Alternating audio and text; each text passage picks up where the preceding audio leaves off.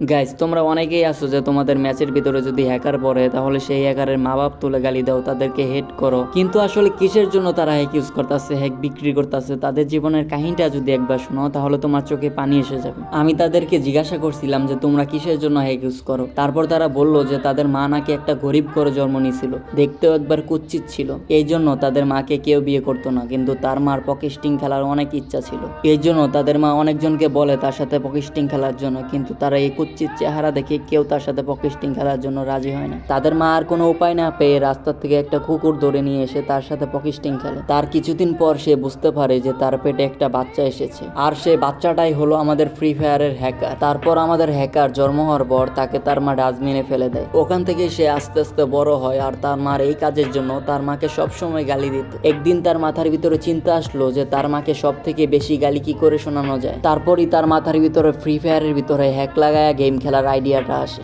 আর তাদের আইডিয়াটা সফলভাবে কাজে লাগে। ঠিক এই জন্য তাদের মা বাপ তুলে গালি দিলে তাদের কোনো যায় আসে না, তারা আরো খুশি হয়।